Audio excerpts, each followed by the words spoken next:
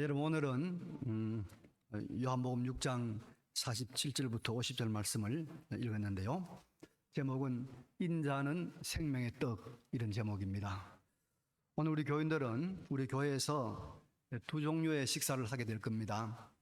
하나는 우리가 매일 하루 3끼씩 먹는 일반 식사를 하는데, 아마도 오늘은 맛있는 떡국과 묵사발이 제공될 것입니다. 기대하십시오. 근데 또 하나의 식사가 있습니다. 간단하지만 아주 신비로운 식사입니다. 예수님과 함께 예수님의 살과 피를 먹는 성찬 예식의 식사가 있습니다. 이런 식사는 세상에는 없습니다. 또 여기 참석한 사람 중에서도 세례를 받지 않은 사람들은 참여할 수가 없고 보기만 해야 됩니다. 이제 이 신비로운 식사와 관련된 영생 추수감사주일의 말씀을 드리려고 합니다.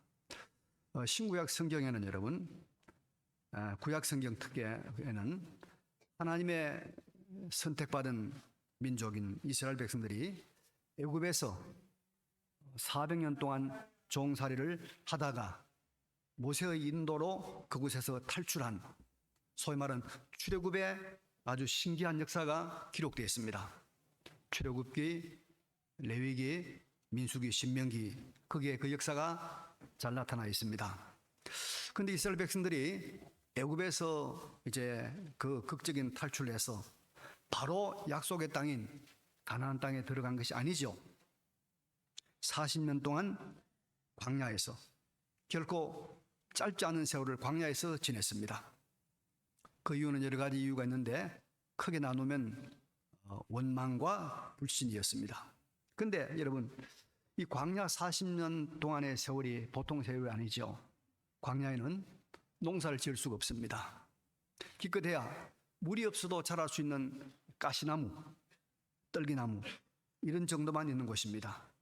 애굽에서 가지고 나왔던 그 곡식들, 또 떡, 이런 것들은 그저 몇 달 먹으면 다 소진되고 마는 것입니다. 이제 광야에 들어온 이스라엘 백성들이 먹을 것이 없습니다. 여러분, 육체를 가진 우리 인간에게 먹을 것이 없다는 것은 얼마나 심각한 문제입니까? 정말 고통스러운 문제입니다. 심리학자 머슬로우라는 사람이 인간의 욕구를 연구하고 분석을 했는데, 사람에게는 5가지 욕구가 있다는 거예요. 가장 1차적인 욕구가 뭐냐면 생리적인 욕구, 먹어야 되는 것, 그죠? 또 배설을 해야 되는 것, 공기를 마셔야 되는 것, 이런 문제가 있단 말이죠. 이게 충족이 안 되면 사람들은 다른 생각 안 한다는 거예요. 이게 충족이 되면 2단계로는 사람이 안전의 욕구가 있고, 3단계로는 소속과 애정의 욕구가 있다는 거예요. 그리고 4단계는 명예, 존경의 욕구가 있다는 것이죠. 마지막 5단계가 이제 자아 실현의 욕구가 있다는 것입니다.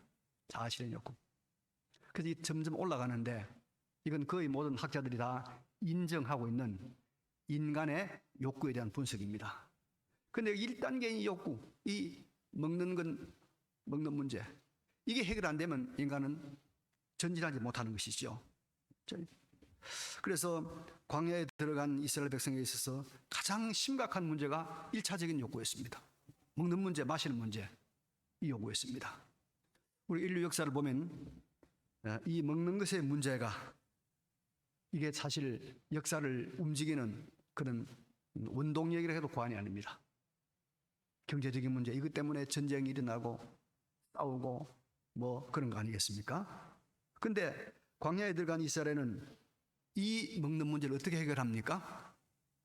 우리가 다 아는 대로 여호와 하나님께서 하늘에서 만나라고 하는 특별한 음식을 내리신 것입니다. 광야 이스라엘 백성들이 이제 진중에서 자고 아침에 광야에 나가면 하늘에서 눈같이 씨앗 같은 것이 떨어져 있는 거예요. 그것을 거두다가 찧어서 떡을 해먹고 삶아 먹으면 양식이 되는 겁니다. 하나님께서 만나라는 특별한 하늘 양식을 내려준 것입니다. 거기에는 온갖 적절한 영양소가 다 그 안에 들어 있었죠. 그래서 광야에 살았습니다. 왜? 하나님께서 주신 만나로. 여러분, 우리가 이 광야 같은 힘든 세상이지만 하나님께서 만나를 주시면 얼마든지 먹고 살 수가 있는 줄로 믿으시기 바랍니다. 하나님 만나를 주시면 되는 거예요. 그래서 예수님 말씀했습니다. 사람이 떡으로만 살 것이 아니라 하나님의 입으로 나온 말씀으로 살 것이다. 하나님의 말씀대로 살아가면 오늘날도 하나님께서 말씀대로 살려고 하는 자들에게 먹을 것을 공급해 주신다는 그런 약속입니다. 이 하나님의 은혜를 경험하시는 우리 모두가 되시기를 간절히 바랍니다. 근데 여러분, 오늘 본문 49절에는 이런 말씀이 있습니다. 이 만나와 관련된 말씀. 너희 조상들은 광야에서 그 만나를 먹었어도 죽었거니와. 광야의 만나, 하늘에서 내려온 신기한 기적의 음식을 먹은 사람들은 어떻게 되느냐 하는 것입니다. 다 죽었다는 것입니다. 광야 40년 동안 이스라엘 장정만 60만, 또 어린아이와 여자를 합치면 200만이 만나를 먹었지만 다 죽었어요. 거기 죽지 않았던 여호수아 갈렙도 가나안 땅에 들어가서 얼마 있지 않아서 다 죽었습니다. 여러분, 사람은 어떤 귀한 음식을 먹어도 다 죽습니다. 너무 좋은 거 먹으려 할 거 없어요. 다 죽어요. 죽음 앞에서 인간은 여러분 사실은 다 평등한 것입니다. 아무리 좋은 것을 먹어도, 아무리 하늘의 만나를 먹어도 다 죽었다는 거예요. 은퇴한 목사님들 보니까요, 제가 은퇴한 목사님들 가까워지니까 물어보니까 10,000명을 목회한 목사님이나 100명을 목회한 목사님이나 30명 한 분이나 똑같아요. 다 은퇴 목사. 똑같아요. 이름 하나만 가지고 있습니다. 여러분, 이처럼 죽음 앞에서 인생은 동일한 것입니다. 똑같습니다.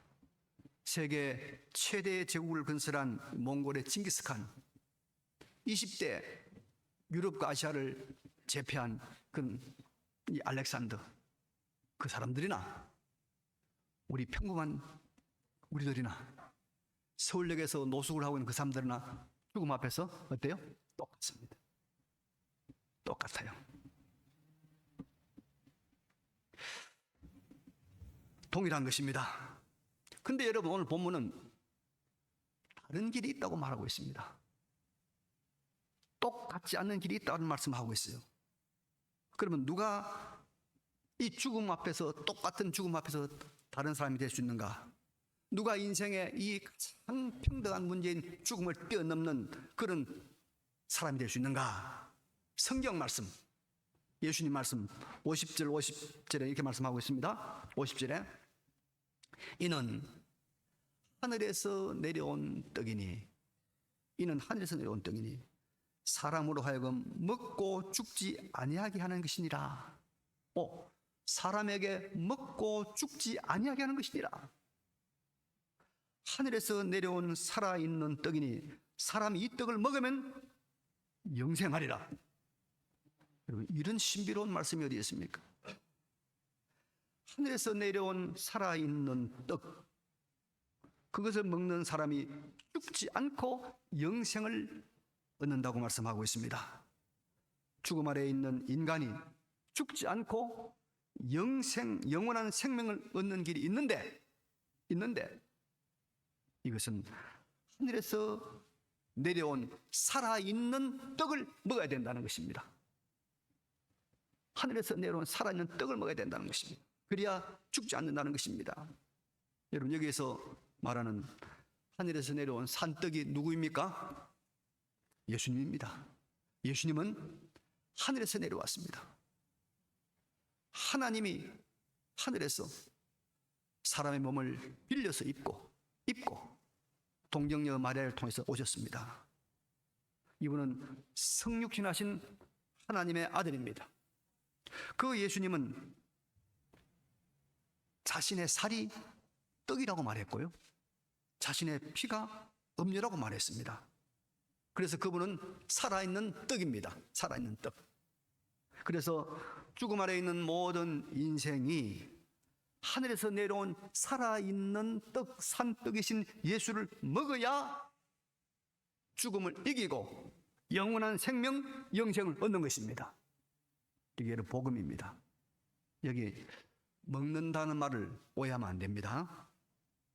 우리 사람이 하나님의 아들 예수님의 몸, 살을 실제 몸을 먹는 건 아니에요. 그 말은 그래 오해하면 안 됩니다. 여기 먹는다는 것은 예수님을 진심으로 믿는 사람들이 예수님의 피와 살을 상징하는 이 성찬의 떡과 피를 먹고 마시는 것을 말하는 것입니다. 예수님께서 이 성찬을 내 몸이다, 내 피다 그랬어요.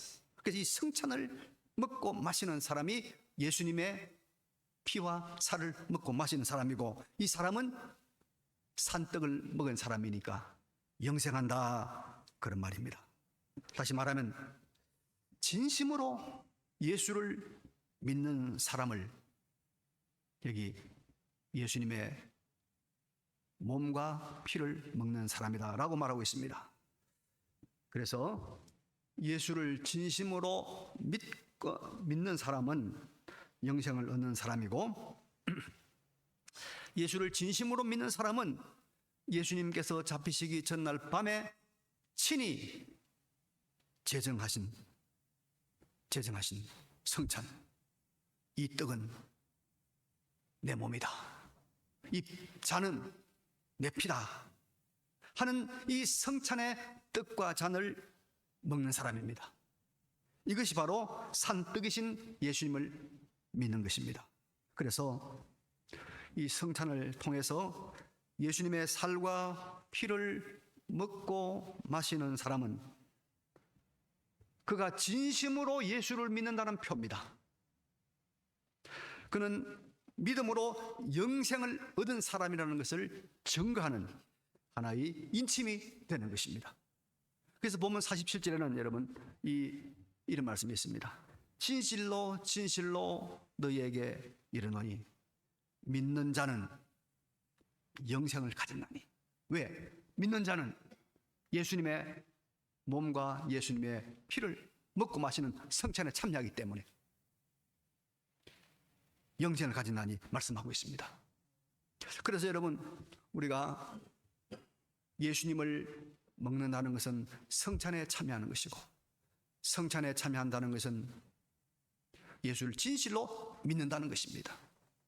그래서 여러분, 요한복음 3장 16절에는 하나님이 세상을 이처럼 사랑하사 독생자를 주셨으니 이는 그를 믿는 자마다, 이 믿는 자란 말 속에는 여러분, 예수님을 산떡으로 먹는 자, 성찬에 참여하는 자, 이런 뜻이 다 포함되어 있습니다. 믿는 자마다 멸망하지 않고 영생을 얻게 하려 하심이라고 말씀하고 있습니다. 그래서 믿음을 가진 사람은 하늘에서 내려온 산떡이신 예수를 믿는 것이고 먹는 것이고, 그리고 그는 광야에 이스라엘 백성들이 만나를 먹어도 죽은 것처럼 죽지 않고 영생을 얻는 것입니다. 물론 우리 믿는 사람도 죽음을 맞이하지만은 그에게는 죽음이 더 이상 죽음이 아니라 영원한 하나님 나라에 들어가는 영광의 관문입니다. 믿는 자에게는 죽음이 더 이상 죽음이 아닙니다. 영원한 영광의 하나님 나라에 들어가는 통과하는 문입니다. 그래서 우리는 이 땅에서 예수를 믿음으로 영생을 받은 것이에요. 영생을 받은 것. 그래서 여러분, 믿는 자는 이 땅에서 영생을 누리는 사람인 줄로 믿습니다. 영원한 생명, 다함이 없는 생명을 이 땅에서도 누리시는 참된 믿는 자의 반열에 서시기를 간절히 바랍니다. 자, 그러면 여러분, 믿는 사람, 다시 말해서 성찬을 통해서 하늘에서 내려온 산떡이신 예수님을 먹는 사람은 어떻게 영생을 누리며 영생을 확보하는 인생을 살 수 있을까요? 56절 57절에 이런 말씀이 있습니다. 내 살을 먹고 내 피를 마시는 자는 내 안에 거하고 나도 그의 안에 거하나니 나도 그의 안에 거하나니 살아계신 아버지께서 나를 보내심에 내가 아버지로 말미암아 사는 것 같이 나를 먹는 그 사람도 나로 말미암아 살리라 그랬어요. 예수를 믿음으로 예수님의 살과 피를 마시는 사람, 먹고 마시는 사람, 또 다른 말로 이 거룩한 성찬에 참여하는 사람에게는 그 사람도 예수 안에 거하고 예수님이 그 사람 안에 거한다는 말씀이 여기에 있습니다. 여러분, 마치 우리가 음식을 먹으면 그 음식이 내 안에 들어오죠. 예수님의 살과 피를 상징하는 이 성찬을 내가 먹으면은 예수님 내 안에 들어와 계신다. 이걸 우리에게 가르쳐 주고 있는 것입니다. 그래서 예수를 진심으로 믿는 사람은 그 사람 안에 예수님이 자리를 잡고 사신다 이 말이요. 그래서 예수를 참으로 믿는 사람은 그 사람 안에 성령 하나님이 거주하시고 계시는 것을 성경은 여러 곳에서 증거하고 있습니다. 하나님이신 예수님의 영, 성령이 믿는 사람 안에 거하시기 때문에 우리 믿는 사람을 가리켜서 뭐라고 그럽니까? 성전이다. 거룩한 집, 하나님의 집이다 말하는. 그래서 우리가 하나님의 집인 성전을 성결하게 깨끗하게 잘 보존해야 될 책임이 있는 것이죠. 그런데 예수님을 믿는 자가 되면, 성전이 되면 그 사람 안에 누가 들어오신다고요? 예수님이 들어와 계시는 거예요. 예수님이. 그래서 그 사람은 그것 때문에 영생하는 거예요. 그것 때문에. 자, 여러분, 우리 비행기를 타잖아요. 비행기를 타시는 분들은 이런 걱정하잖아요. 혹 내가 가다가 떨어지지 않을까. 저도 얼마 전에 독일을 갈 때 여러분 비행기 떨어질까 해서 제가 유언을 다 했잖아요. 그죠? 유언 잘 읽어보셨죠? 네. 왜냐하면 비행기는요, 추락사고 나면 100% 죽습니다. 살아남은 사람은 거의 없습니다. 그렇다고 해서 우리가 비행기를 여러분 타지 않을 필요는 없죠. 왜 그러냐면 제가 보니까 비행기를 타다가 죽을 확률은, 비행기 사고로 죽을 확률은 얼마냐? 700만 분의 1이랍니다. 그러니까 매일 비행기를 타도 19,000년쯤 지나야 내가 죽는 거예요. 매일 비행기를 타도. 그만큼 비행기는 확률이 없어요. 근데 자동차는 얼마냐면요, 14,000분의 1입니다. 14,000번 타면 내가 한번 죽는다 이 말이에요. 기차는 100만 분의 1입니다. 기차가 훨씬 안전합니다, 여러분.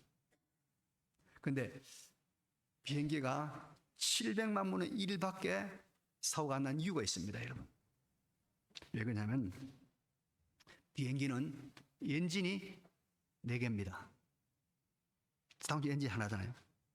그래서 비행기가 엔진 하나 가지고 하늘을 날아가다가 하나 사고가 나고 비행기가 엔진이 꺼져버려. 그러면 떨어지는 것이 아니라 그 옆에 있는 엔진이 작동하는 거예요. 두 번째 엔진이 또 사고가 나는 거예요. 세 번째 엔진이 작동해서 날아가는 거예요. 그래서 비행기는 사고가 거의 없는 거예요. 거의 없는 거예요. 여러분, 우리가 예수를 믿으면 생명의 근원이신 예수 그리스도가 우리 안에 들어와 있습니다. 우리 안에. 예수가 우리 안에 있습니다. 그래서 우리의 유한된 생명이 다 끝나면 내 안에 있는 누구의 생명이 작동을 합니까? 예수의 생명이 작동하는 거예요. 그래서 우리가 여러분 사는 거예요. 사는 거예요. 그래서 우리가 죽어도 죽는 것이 아니고 우리가 예수로 말미암아 영원히 사는 것이다. 이것을 본문 57절에는 하늘에 계신 아버지께서 나를 보내심에 내가 아버지로 말미암아 사는 것 같이 나를 먹는, 나를 믿는 그 사람도 나로 말미암아 살리라.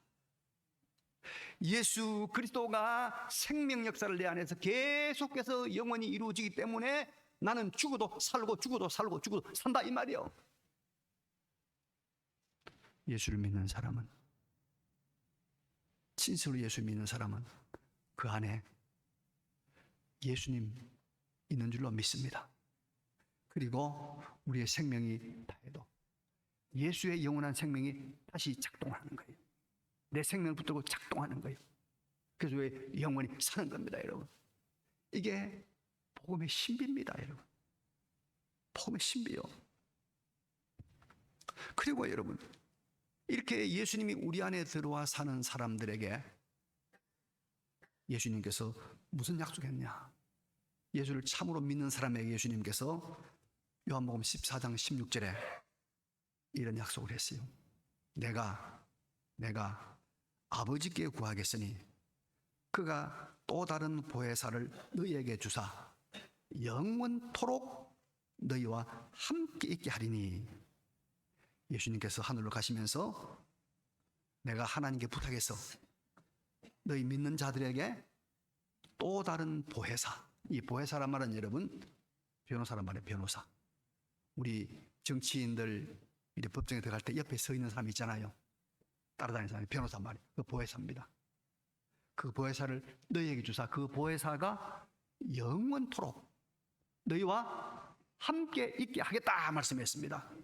그래서 예수를 믿는 사람은 예수님이 보내신 성령님께서 우리 곁에, 우리 옆에 항상 같이 있는 거예요. 항상 같이 있어요. 그래서 예수를 믿는 사람은 혼자라도 혼자가 아닙니다. 그 옆에 누가 있습니까? 예수님께서 보내신 보혜사가 그 옆에 있는 거예요. 요즘 여러분 그런 말이죠. 혼밥. 무슨 말인지 알아요? 혼밥. 혼자 밥 먹는 거. 혼술. 혼자 술 먹는 거. 하나 더 있어. 혼놀. 혼자 노는 거. 슬픈 말입니다, 여러분. 별로 좋은 말 아닙니다. 근데 여러분, 예수를 진심으로 믿는 사람들은 결코 혼자가 아닙니다. 영원히 혼자가 아닙니다. 성령, 하나님이 우리의 변호사로, 우리의 보혜사로 항상 우리 곁에서 인도하고 깨우치고 알려주시고 도와주시고 보호하신다 이 말입니다. 누가? 성령이 우리 곁에서. 예수님께서 예수를 진실로 믿는 자들에게 옆에 붙여주신 영원히 떠나지 아니하는 보혜사가 있다는 거예요, 여러분. 그래서 내 옆에 누가 있구나 하는 것을 느끼죠. 마누라도 없고 남편도 없고 아무도 없는데 누가 있구나 하는 것을 느끼는 것이 진실로 예수 믿는 사람이에요. 그래서 여러분, 아버지와 아들이 멀리 한여를 계획 잡고 외국에 놀러 갔습니다. 너무 경치가 좋고 살 것도 많고 좋으니까 이처럼 아이들이 막 돈을 막 쓰는 거예요. 아버지, 내가 아버지 모시고 왔으니까 아버지 대접해드리겠습니다. 우리 한 3일 동안 돈을 쓰다 보니까 돈이 다 떨어져 버렸어요. 돌아와야죠. 그런데 이 곁에 누가 있습니까? 돈 많은 아버지가 있는 거예요. 그때부터 아버지가 돈을 쓰는 거예요. 아버지가 돈을 다 쓰는 거예요. 이럴 동안 재미있게 실컷 먹고 놀다 돌아올 수 있는 거예요, 여러분. 우리가 주님을 위해서 열심히 하다 보면 우리의 힘도 떨어지고 우리 돈도 떨어지고 우리 능력도 떨어져요. 그럼 그때 누가 역사합니까? 우리 옆에 계시는 보혜사 성령께서 역사하는 거예요. 성령이 도와주는 거예요. 성령이 도와주는 거예요. 우리가 경험하지 않습니까? 내가 할 것 나는 모르겠다 손 놨는데 그때부터 내가 할 때보다 일이 더 잘 돼요. 더 잘 풀려요. 누가 역사합니까? 하나님께서, 주님께서 보내주신 보혜사 성령께서 내 곁에서 역사하기 때문이에요. 이게 여러분 예수 믿는 거예요. 이게 여러분 우리가 신앙생활 하는 겁니다. 우리와 함께 일하시는 성령 일하심이 있습니다. 우리가 하나님의 나라와 하나님의 복음을 위해 우리가 가진 것을 다 소진하고 나면 그때 끝나는 것이 아니라 내 곁에 있는 무한하시고 전능하신 성령 하나님께서 그때부터 일을 시작하는 거예요. 도와주시는 거예요. 이런 역사가 여러분 우리에게 일어나서 나보다 더 멋지고 더 완벽하고 더 지혜롭게 일을 해나가시는 것입니다.